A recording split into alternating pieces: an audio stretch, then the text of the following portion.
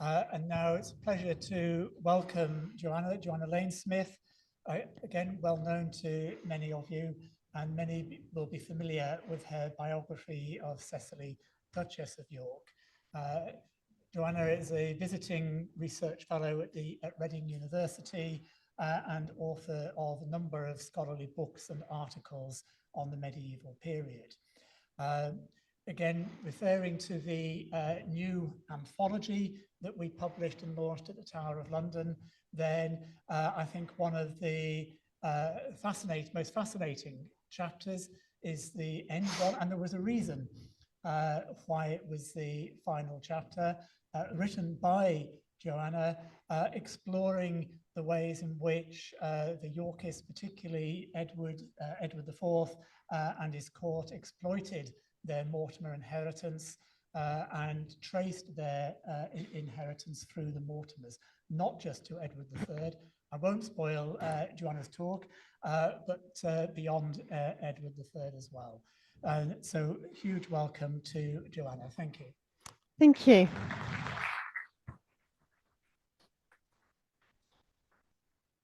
Oh, yes, thanks. Start with the right slide. Thank you. So thank you very much for inviting me. It's great actually to be able to follow on in this way, because picking up on Archbishop Peckham's comment that Sean mentioned about the Welsh being addicted to prophecy, because part of my point is it was definitely not just the Welsh who were fascinated by prophecy.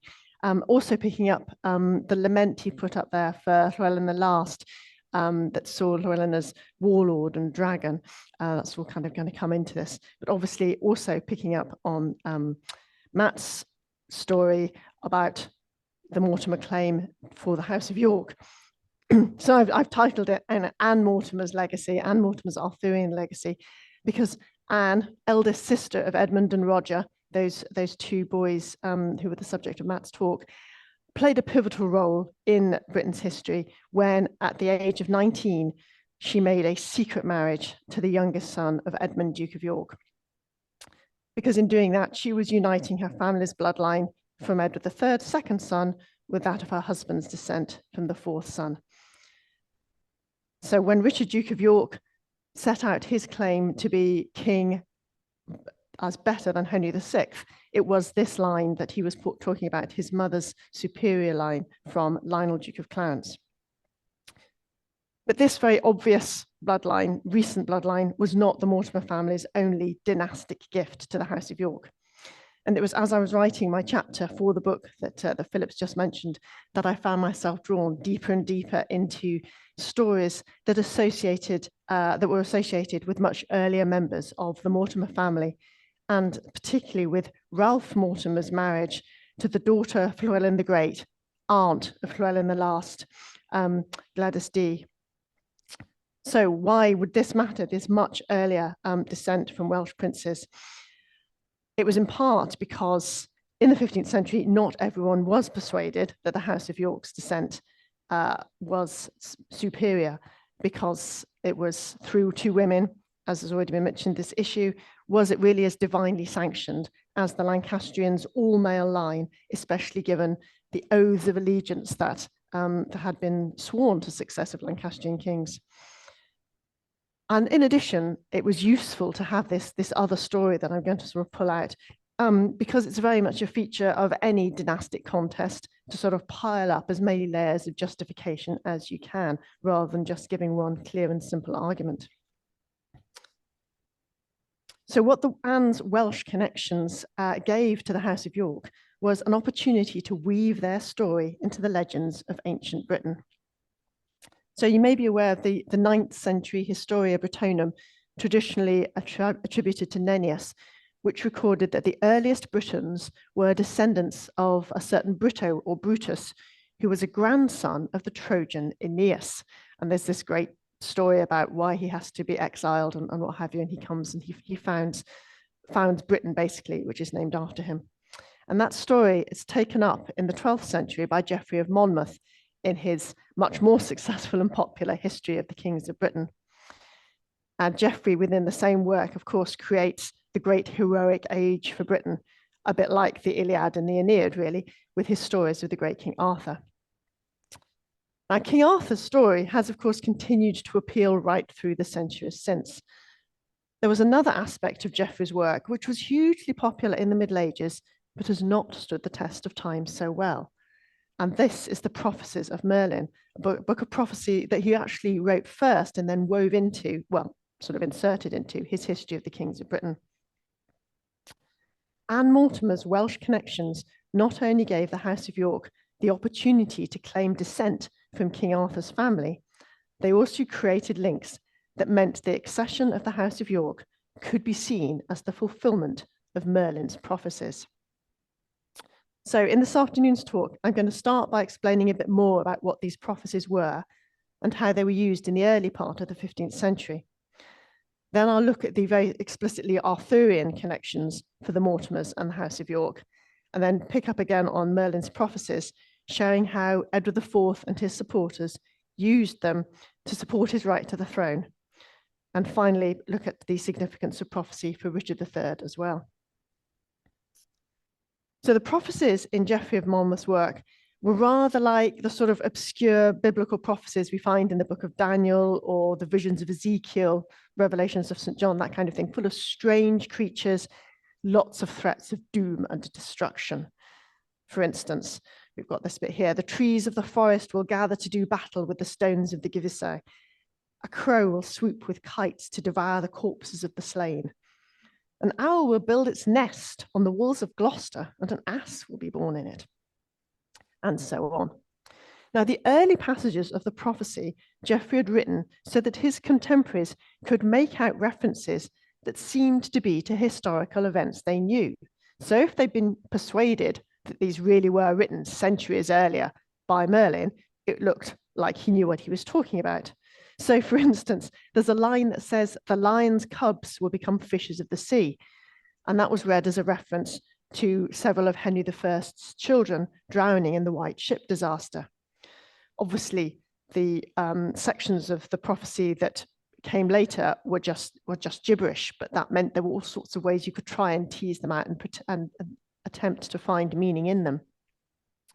And then there were more prophecies attributed to Merlin composed after Geoffrey of Monmouth's death. And one of the most popular was called The Prophecy of the Six Kings to Follow John. And this was composed in Edward II's reign. It was almost certainly originally concerned with the politics of English relations with Scotland. As you can see, Edward II, the goat of Carnarvon, he was not held in high esteem by the author, but there was great hope that the recently born son, who Edward had been born at Windsor at this point, that he would turn out to be much more successful than his father. They were inventing kings thereafter, but of course it turned out very convenient for the opponents of Henry IV 90 years later that this prophecy had imagined the sixth king was going to be a usurping mole who would come to a sticky end. I shall come back to this later. Then there were variants on Merlin's prophecies, which were attributed to Thomas of Ercildoune, or Thomas the Rhymer. And now this Thomas was actually a real 13th century gentleman who somehow became the subject of a 14th century romance and ballad where he has a dalliance with the Queen of Elfland, and her parting gift to him is the power of prophecy. So he becomes a good figure to hang prophecies on as well. And these included The Cock in the North, which was written in the very early 15th century at the time of the first rebellions that Matt was talking about, the possibility of Edmund Mortimer being brought in to replace Henry IV. And this prophecy was adapting elements from that prophecy of the six kings to make it a more clear critique of Henry IV. It was probably composed by a Percy family supporter, but it was later used by Yorkists, or at least opponents of Henry VI, in the 1450s and in the 1460s, and then reworked again by Welsh supporters of Henry Tudor in the 1480s. And the reason they could do this is, of course, because they were understood as allegory. They could just be reinterpreted over later centuries, And it just seems to have been perfectly acceptable or even expected that history was going to sort of be repeating itself when you could keep pulling out these stories centuries apart. The late medieval prophecies shared some of their techniques with popular ballads in the way that the badges or devices of important men were used to tell their story. So this isn't prophecy, this is just a celebration of Edward IV's accession that was written in Coventry. And so it runs, "The white hart is a beast of most honour. The deceivable fox had him long at the lay, but withheld him from his right with greatest honour. But now the rose has recovered new again, all the heart's right on each and every side. The fox is fled and fallen his pride." So in this, you'll immediately be picking out, oh, there's the white hart, that's Richard II. There's the rose, that's Edward IV. Makes sense. Where does this fox come from? Well, Henry IV did actually use a fox's tail on his standard, because a fox's tail, of course, is a symbol of a successful hunt. And it's quite possible, actually, that in using this, he was inspired by a book that had been written by his grandfather, Henry, Duke of Lancaster, in which there's a fox hunt, which is an allegory for defeating sins. All those killed foxes are, he's killed sins. So for Henry IV, putting foxtails on his standard was meant to be a token, I think, of a successful hunt against sin. But for Lancaster's enemies, it was great to turn it around and make Lancaster the fox himself. And of course, that creature is always associated with deviousness and destruction. And the idea of Lancaster as a fox turns up in quite a few works at this time, including the Prophecy of the Cock in the North. I feel I should point out that obviously cockerels don't usually do very well in fights with foxes, but this particular cockerel has a dragon and a lion on his side. Now, scholars disagree about how seriously people took these ideas. Some suggest it was essentially a literary game, kind of showing off learning and flattering the egos of those who understood. Others argue that the sheer volume of texts of political prophecy and its appearance in many chronicles proves that actually it was taken very seriously, that men and women really believed that some people were given glimpses of the divine master plan that God had for the world. I suspect responses varied. From very early on, we have records of some writers pouring scorn on Geoffrey of Monmouth's work. On the other hand, today we know plenty of people will believe all sorts of crazy things. So why shouldn't they have done back then as well? And in fact, going back to that prophecy of the 6 kings after John, it seems to have given hope to some of Henry IV's earliest opponents. I mentioned that he called the 6th king a usurping mole, and then it goes on to claim that a dragon from the north, a wolf from the west, and a lion from Ireland would defeat the mole and divide Britain between them. Now, the idea that Britain would eventually be broken into 3 again was unsurprisingly a popular one in Welsh prophecies.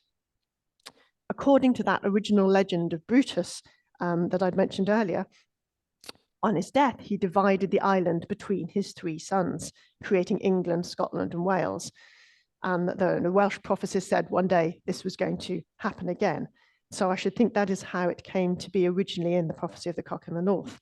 But of course, as Matt mentioned, in 1405, we have this tripartite alliance in which Owen Glendower and the Earl of Northumberland and Sir Edmund Mortimer, Anne Mortimer's uncle, were wanting to divide not actually not actually the whole of Britain, but Henry IV's kingdom into 3. And so this prophecy seemed absolutely to vindicate what they were going for and to give them hope that this really was going to happen.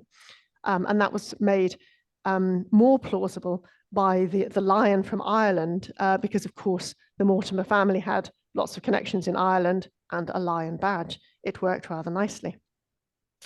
And Shakespeare actually was obviously aware of the connection between this rebellion and prophecy. There's a scene in Henry IV Part 1 in which Henry Percy mocks Owen Glendower's belief in prophecy.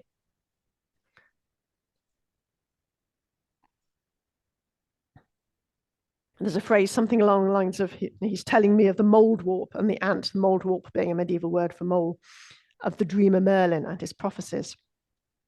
the likelihood is it was more actually coming from the Percys than Owen Glendower. But anyway, Henry IV clearly took this use of prophecy pretty seriously.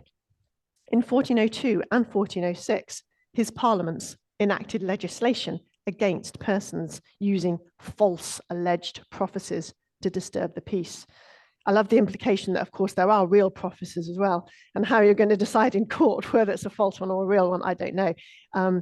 That what we don't get is much evidence of these actually of people being brought to trial in this period. In Henry VIII's reign, definitely so, but it doesn't actually seem to have been used that much in court earlier on.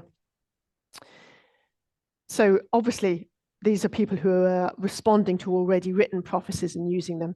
For those who are actually writing it, transmitting the political prophecy, I suspect it functioned a bit like our political cartoons today. I couldn't resist the dragon, sorry. An opportunity for commentary on the recent past and on the present, and sometimes as a coded way to express hope for future change. And of course, because it's allegory, you could always say, oh no, you've misunderstood it. I didn't mean that treasonous thing. But it didn't always have to be about critiquing what was going on. It could also be about affirming events. Because if events are viewed as being part of a preordained or divine plan, they're more acceptable.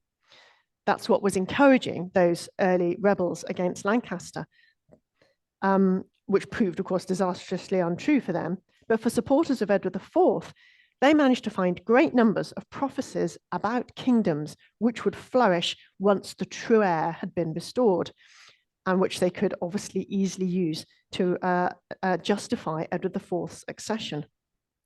And in the aftermaths of the depositions of Edward II, Richard II, and Henry VI, there was definitely a value in finding a story that Edward IV's right to the throne was stronger than any of theirs, that you finally got the real true heir.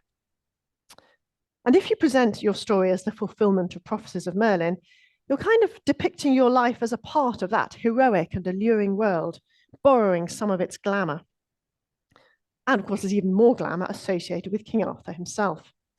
Now, the prophecy that Arthur would one day return is rather different from the complex allegorical sort of prophecy I've been talking about so far, but it's obviously closely related. The idea of King Arthur's return was recorded by the chronicler William of Malmesbury in the mid-12th century. It was clearly already circulating before Geoffrey of Monmouth, well, when Geoffrey of Monmouth was gathering his stories.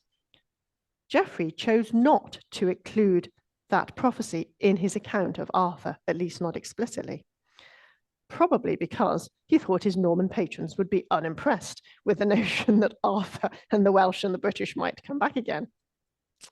But the popularity of his hero Arthur ensured that this prophecy about Arthur returning also became much more widely known. About 50 years after Geoffrey's work began to circulate, as I'm sure you know, the monks of Glastonbury claimed to have found Arthur's burial place in their own abbey grounds. Great way of getting money in and pilgrimage and so forth. Now, there was lots of celebration about it at the time, but obviously, unsurprisingly, the Welsh were generally not persuaded by this blatant fiction, possibly, arguably also cultural appropriation, and the legend persisted. So shortly after his conquest of Wales, Edward I tried to harness the prophecy to his own agenda.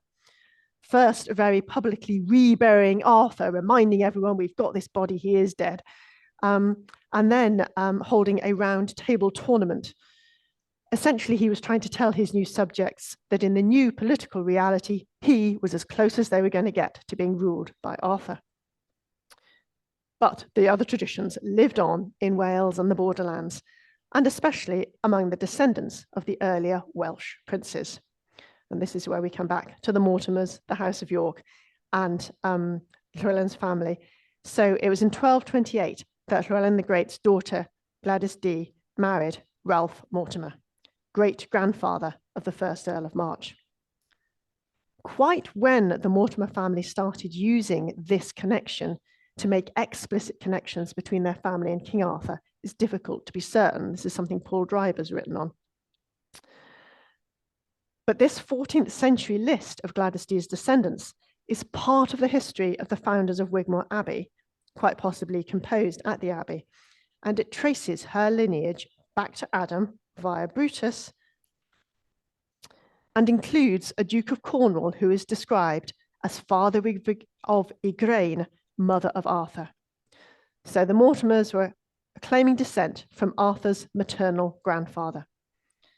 And according to this same manuscript, Gladys's son, one of the many Roger Mortimers, organised an exceptionally splendid round table tournament in 1279, which was just a year after Edward I had reburied Arthur at Glastonbury. Mary Giffin, who has written extensively on this wonderful manuscript, suggested that the tournament revealed this Roger Mortimer's hopes for supremacy in Wales once his cousin Llewellyn the Last was dead. Chris Gibbon Wilson, I think very plausibly, has argued that the chronicler seems to have been embellishing his story somewhat, as if he's trying to make the early Mortimers look like the heroes of romance and legend who would be fitting progenitors for the ambitions of the 14th century Mortimers that it was written for. And it may well not have been until the 14th century that the family truly developed Arthurian pretensions. Now, in 1329, the first Earl of March, having recently deposed Edward II, held an extravagant round table tournament in which he took on the role of King Arthur himself. And it's from here we can see a tug of war between the royal family and the Mortimers over Arthur's legacy. Once he had ousted and executed the Earl of March, Edward III also adopted the trappings of Arthuriana. Although he avoided explicitly taking the role of King Arthur himself, many of his subjects would depict him in that way in celebrations, poems, whatever. But actually, Edward, in tournaments and so forth, often used the guise of one of King Arthur's knights, Sir Lionel, which was a name from the prose Lancelot. This, of course, eventually really complicates the Mortimer connection, because Edward III decided to give this name, which wasn't previously in the English royal family, to one of his sons. And then when his son Lionel married the heiress to the honour of Clare, Edward III created a new title for him. Normally, when you create a new title for someone, you kind of upgrade an earldom into a dukedom. But that's not what Edward did. He invented this title, the Duke of Clarence. It's a bit of a pun on Clare, but the Duke of Clarence is also a title from Arthurian stories. So Edward is still here playing with these Arthurian connections. However, when it came to arranging an appropriate marriage for Lionel, Duke of Clarence's only child, Philippa, the most politically useful groom was, of course, a certain Edmund Mortimer. Now, unsurprisingly, Edward III did not allow members of Philippa's new family to acquire the Arthurian title of Duke of Clarence. But Leo Carruthers has intriguingly argued that the story of Gawain and the Green Knight, which also features a Duke of Clarence, was composed for a member of the Mortimer family who perhaps resented the fact that his family had not been given ducal titles as his cousins were. Henry IV, may be aware of this, took up the title Duke of Clarence and gave it to one of his own sons, even though the honour of Clare, of course, remained with the Mortimer family.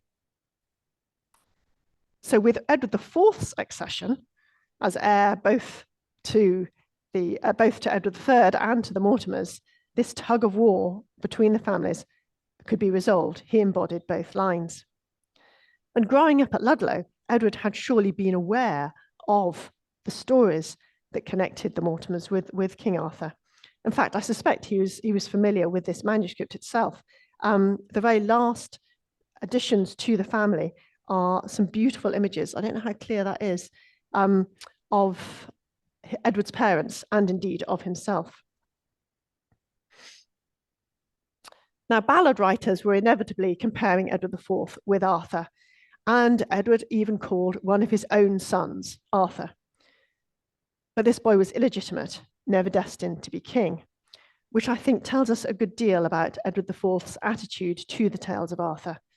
They're an attractive add-on to stories of his kingship, but he was not swept away by a sense of his own destiny as the new Arthur. The notion of King Arthur's return was also bound up with other Welsh prophecies about British triumph. And one of these is an angel's prophecy, which again we've got in Geoffrey of Monmouth's history. And so according to this, when the last British king, Cadwallader, left Britain for Brittany during a plague, an angelic voice told him that God did not want the Britons to rule over the island of Britain any longer, until the time came which Merlin had foretold to Arthur, nicely vague. So Cadwallader ended his days in Rome, and Geoffrey of Monmouth reported that it said that through his blessing, the British people would one day recover the island when the prescribed time came, but that this would not happen before the British removed Cadwallader's body from Rome and brought it to Britain.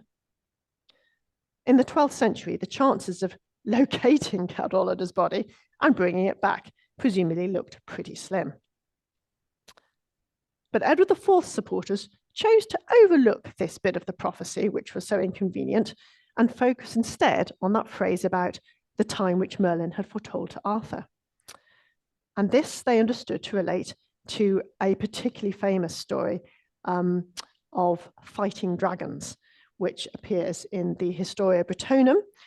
It's a bit convoluted, but the key part involves a red dragon that represents the British and a white dragon representing the Saxons or English. The dragons fought. Initially, the white English dragon drove the red from the kingdom, but then the British red rose up and drove the English white across the sea. Geoffrey of Monmouth significantly rewrote and complicated the prophecy in such a way that the triumph of the British red could be seen as the people of Brittany helping the Normans to conquer the island. Again, he was making this story safe for his Norman audience. And over the following centuries, many versions of Geoffrey's story were created. But the notion of the British red dragon ultimately triumphing clearly did survive, even if a lot of the time it was only in oral tradition. In the mid-1390s, one Welsh poet linked Anne Mortimer's father, Roger, with this dragon prophecy, suggesting that he was going to save them from Richard II's tyranny. A few years later, the prophecy of the cock in the north identified Owen Glendower as the dragon. But then the prophecy seems to have been repurposed around 1450, bringing back the Mortimer connection. This was the time of Jack Cade's rebellion against Henry VI, and there are a number of manuscripts of the cock in the north from around this date, including a collection associated with the rebels' trials. Presumably, the dragon was now being identified with Roger Mortimer's grandson, Richard, Duke of York. We have no evidence that York himself was behind the dissemination of these prophecies. We can't even be sure that the rebels were using them, only that it was feared they were, which I think must be another explanation for why Henry VI had this paranoia about Richard, Duke of York, going forward from 1450. But competing traditions remained. After the Battle of Mortimer's Cross, there was a lament for Owen Tudor, which clearly considered him as a representative of the still exiled red dragon and Edward as the dishonored white. After Edward IV's accession, prophecies associated with Merlin, Thomas the Rhymer, and many others were used in all manner of manuscripts to declare that the right order had been re-established. Clearly, he was trying to take control of the prophetic tradition. This is a manuscript that's now in the Bodleian, and it gathers some of the prophecies I've already mentioned, along with others ascribed to Gildas, Bede, John of Bridlington, Sybil, and they're all focused on demonstrating that there's prophecies that said that Edward IV's kingship was meant to be, or else there were demonstrations of his right to different thrones. So this rather nifty little diagram in that manuscript picks up on the Cadwallader prophecy because at the bottom roundel, you've got Edward IV and his succession, and then the four at the top refer to Cadwallader of Britain, Charles IV of France, Pedro of Castile, and Richard II of England. These are his lines. By contrast, this role in the British Library is exceptionally complex. It runs from Cadwallader's grandfather and also includes the Frankish and Saxon kings and Edward's claim to Castile, along with rather a lot of Percy family members. So it's quite possible it was actually designed for the Percys to demonstrate their loyalty to the new regime and their own prophetic importance, despite their recent Lancastrian loyalty. At the top, it lays out that the White Dragon was defeated by the Red in the year 1461. This is what Edward IV's victory means. And so the words Rubeus Draco, Red Dragon, are written over and over beside the line from Cadwallader's family through the Mortimers and all the way down to Edward IV, sometimes interspersed with Brutus, making it really clear this is the original British line, the people who should rule England or Britain. Whereas Albus Draco, White Dragon, is written beside the line of Saxon and Norman kings and clearly written underneath Henry VI. There's other ciphers too. Edward III is Sol, son, an emblem that, according to this prophecy, this genealogy, comes to him through his French lineage, but of course is also very important to Edward III. He uses it.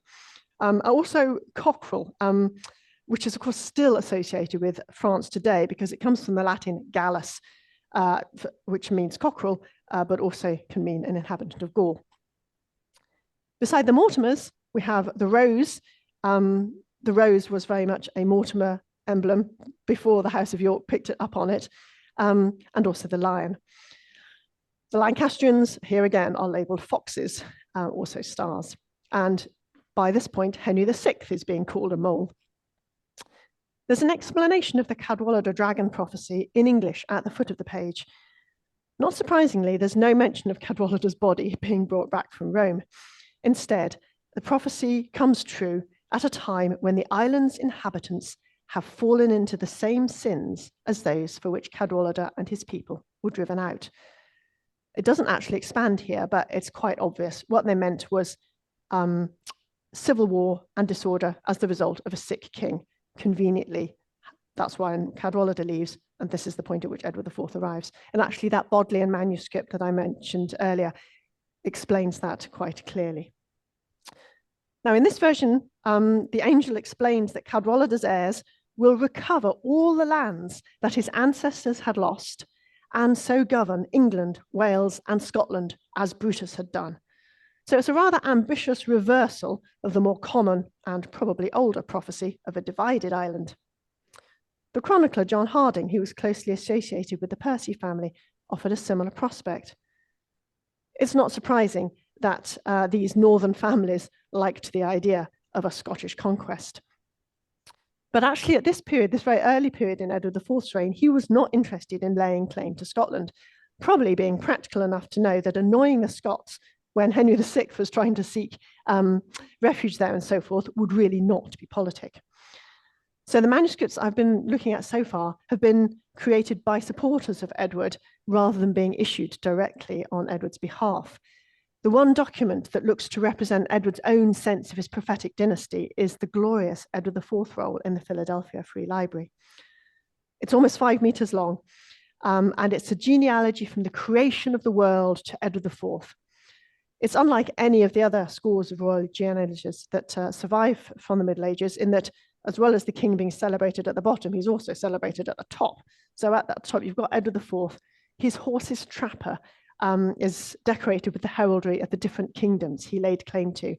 And the sort of the blue shield, the blue escutcheon, looks like it's got 3 gold crowns on it, which is the shield which in the later Middle Ages was attributed both to Arthur and to Brutus, in fact. Now, the combination of images and texts below were very much designed to promote the idea that Edward IV had been destined to kingship from creation. Beneath Edward IV, that roundel enclosing God in a sunburst at the moment of creation. Obviously, it's a natural image. Creation, let there be light. But on the other hand, also picking up the sunburst couldn't help but evoke the sunburst of Edward IV's own badge. Once we get to Noah, going down to his grandson, division of lines into the different peoples, and specifically, we get down to the Trojans and the Saxons. Now, according to tradition, long tradition, the Trojan and Roman line was older than the Saxon one.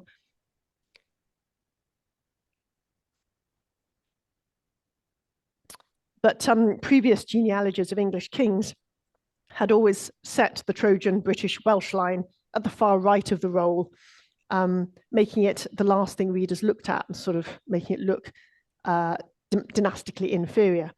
Whereas in this manuscript, it's clearly put on the left, the first one. It makes obvious the dynastic superiority of the British with their Trojan and Roman connections. And this includes all the kings in Geoffrey of Monmouth's history. So it's not just a line of blood descent, but one of succession, making all those kings part of Edward IV's story. It does draw attention to the dragon prophecy. The words Rubius Draco are written beneath the names of many of the Welsh kings and princes. And we've got these two cute little roundels of dragons at the point where the Welsh royal family marries into the Mortimer family. But there's a much more prominent image of 7 worthies personifying Edward's 7 titles as Prince of Wales, Duke of Cornwall, King of France, King of England, King of Castile and Leon, Duke of Aquitaine and Duke of Normandy. And that's what really mattered to him. There's no attempt to lay claim to the Kingdom of Scotland here. Although next to Edward I's name, it does point out that the Scots king, John Balliol, paid homage to Edward I at Newcastle. Just a little, you know, we're not going to conquer Scotland, but don't forget we are superior kind of thing. Now, obviously, I could devote an entire paper to exploring the symbolism of this single role. I'm not going to, because I want to finish by considering the other Yorkist king, Richard III. There have been attempts to identify examples of prophecy which might have been circulating around the time of his accession. And the most likely that really seems to be associated with him is this: then rise up Richard, son of Richard, and bless the happy reign. Thrice happy he who sees the time to come when England shall know rest and peace again. It's not quite like the obscure prophecy. I'm not sure if it really is prophecy, but it's a bit like those things. But it only turns up in much later manuscripts, so it's quite hard to work with. But given what a short period of time Richard was on the throne for, it's not really surprising that it's difficult to find anything positive about him in prophetic tradition. There's quite a lot of negative stuff that is associated with Henry VII's succession. But we know Richard owned a copy of Geoffrey of Monmouth's history, and that his manuscript included an additional book of prophecy called the Prophecy of the Eagle, and with a commentary unpacking it. Richard presumably acquired this as king because he signed it Ricardus Rex. So it was something he thought that he needed, perhaps as king, to understand better, I'm not sure. When William Caxton dedicated his edition of the Order of Chivalry to Richard III, in his prologue, he encouraged Richard to hold tournaments and rouse his own knights to the sort of feats of chivalry of King Arthur's day. So again, people are wanting to put him in this position because that's what kings should do. And maybe Richard got these books for inspiration. But I think it might have been more than that, because in Geoffrey of Monmouth's Merlin prophecy, King Arthur appears as the boar of Cornwall. And Richard III, of course, chose a boar as his personal emblem. It's often been suggested that this was somehow a pun on Ebor Arkham. That's an odd way to come to a, because it wasn't actually his own title. It would be surprising if that's where it came from. Possibly there were links with St. Anthony or the Roman hero Tydeus, but I think prophecy links more closely. Obviously, there's lots of random boars in prophecy, to be honest, and not all of them are very good. But the association with Arthur was repeated and popular and strong. And in this British Library genealogy I was showing you before, the word for boar, aper in Latin, it appears next to Edward III, and again next to Richard, Duke of York, and beside Edward IV. And in the Bodleian manuscript, there's sort of a collection of prophetic ciphers that are attached to Edward IV, and again, boar is one of them. So when Richard chose that emblem, it was already identified with his family and with the House of York's legitimacy. And Arthur was not the only major important boar in prophecy. I mentioned the prophecy, oh, sorry, I'm going too far now. The prophecy of the 6 kings to follow John, I showed you earlier. There was the boar of Windsor, who was clearly meant to represent Edward III. And the author of the prophecy of the 6 kings was obviously drawing on Geoffrey of Monmouth. The boar of Cornwall, he wanted the boar of Windsor to be the new Arthur. And the conquests that he imagines for this boar of Windsor include conquering Scotland and reclaiming the Holy Land. If you bear in mind Richard III's own known interest in crusading and his concern to protect the north of England, there was good reason for him to be attracted to the boar for that reason too. No doubt its double association with Edward III and King Arthur made it even more attractive once he became king. None of those boars, of course, have a colour, but perhaps it was the Yorkist white rose that made Richard III opt for a white boar, white, of course, being associated with purity and innocence, perhaps helps counteract a bit some of the negative associations which can sometimes come in with boars. So, as I'm sure you've picked up, the world of medieval political prophecy is a rich and tangled one, and this is only a taster. But I hope it's been an illuminating glimpse into a part of the thought world of the Middle Ages that we rarely pay attention to, as well as revealing that Anne Mortimer not only brought the House of York their claim to Edward III's throne, but also a fabulously rich legendary inheritance. Thank you. Oh, we don't know how to get right there. Okay. Thank you, Joanna. Another fascinating talk, Mm-hmm. bringing sort of ideas and thoughts which I'm sure are new and fresh to many people. And yes, and in terms of how both the Mortimer family and the York family drew on the ideas of prophecy and Arthurian links. Are there any questions for Joanna? Online? Yep. I have to, this is keeping me fit today. I have to keep running up the stairs.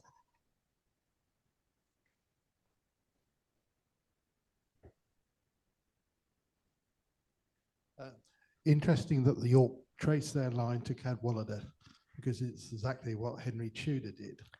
As Henry did also use the Red Dragon of Wales overcoming the White Dragon, did he use the same prophecies, and could they be considered prediction of the fall of House of York? Sorry, what was the last bit? Could they? Could be considered the prediction of the fall of the House of York. I mean, obviously, yes, Tudor is using those, and as I mentioned, his grandfather had already been associated with the Red Dragon too. Anyone who'd got that Welsh royal lineage might play on it.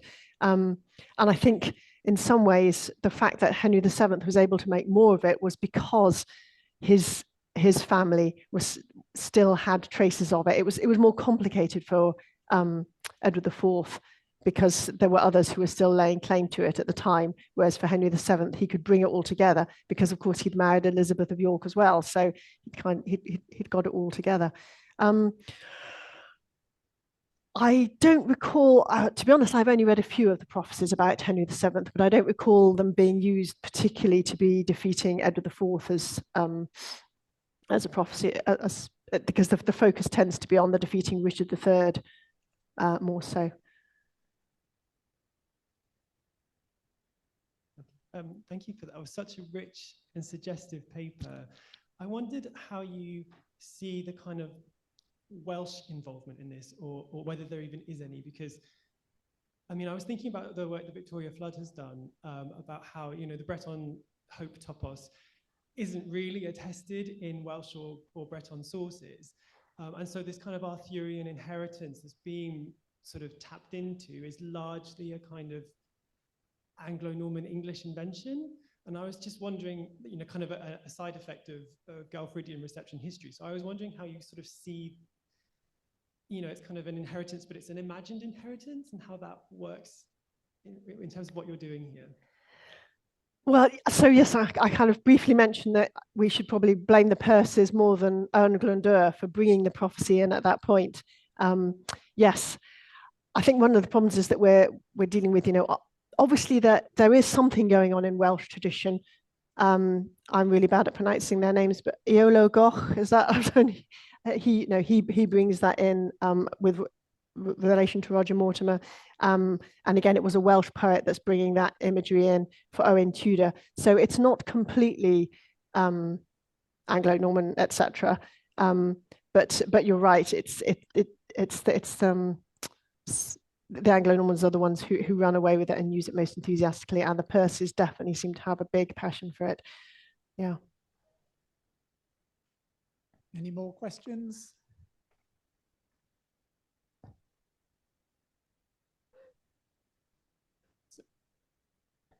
Oh, right, okay.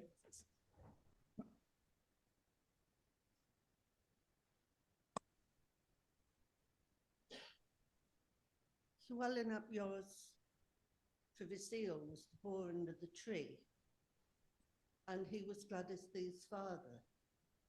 Was that part of the start of the boar coming through the family? I didn't know that. I didn't know that was on the seal, because the way it's depicted in the material that the House of York are using is that the boar turns up with Edward III, which of course is not a line you can pull down from the Welsh princes. Of course, yeah. I don't know whether maybe in reality, no, that's, yeah, no, I don't think you can work it that way if you think the use of the prophecies as well. I mean, maybe they were aware of it and that was a good thing for Richard as well, but I can't think of any evidence I'm aware of that would have given him that transmission of that story that would make sense. He's got it from Geoffrey, I think, Geoffrey, the Boar of Cornwall. Yeah, but of course, Llewellyn's use of it might be picking up on that, on the Galfridian boar as well.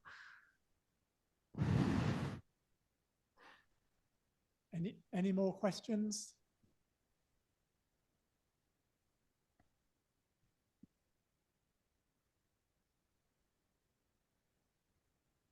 This isn't a question specifically to one speaker. I noticed from the documentation of several of the speakers, a lot of documents that are integral to British history appear to have been lost abroad. Can anybody comment on the circumstances that led to that?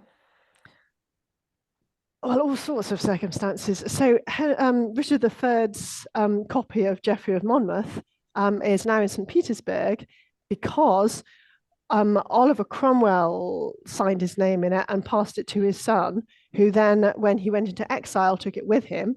And fortunately, it got bought before it would probably have got destroyed during the French Revolution, and ended up in St. Petersburg. So there's all sorts of different ways that these things come out of the libraries. Obviously, the Royal Library actually is often, it's safe once it's got in there. We do have a lot of books which were in the Royal Library, but yes, the American ones they're buying up clear outs from houses and so forth at different times. I haven't looked at the history of the Chicago one or the Philadelphia one, so I don't know how they got there.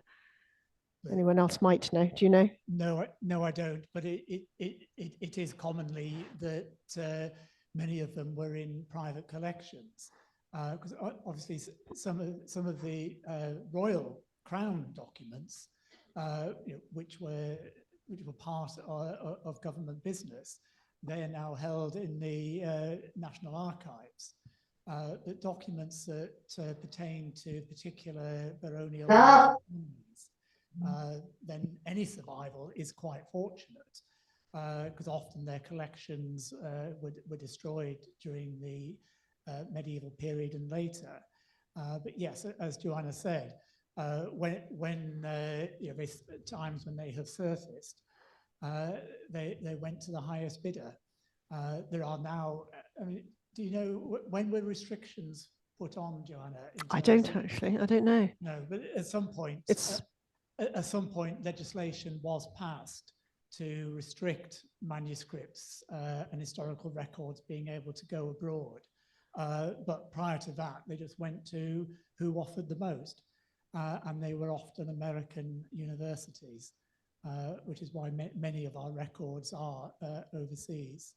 Which is brilliant, because it means that American scholars can be working on that kind of thing too. And so medieval history is be able to attract more people, really, I think. Indeed, and also many of the American universities have been far better than British institutions at digitizing their records and making them available online. So many of the, if not all of the manuscripts that you've shown us, Joanna, are actually available online. aren't they? Absolutely, yeah. The Chicago manuscript can be viewed online. The Philadelphia can be viewed online. Also, the Bodleian ones at Oxford have been digital. Some of them have been digital. The pictures that I showed you can see online, but there's only a few pages of the Bodleian one. Yes. Yeah. And the British Library one hasn't been digitized, the one with all the all the different ciphers on. Any more questions? No? Well, thank you very much, Joanna. It's a fascinating Pleasure. talk.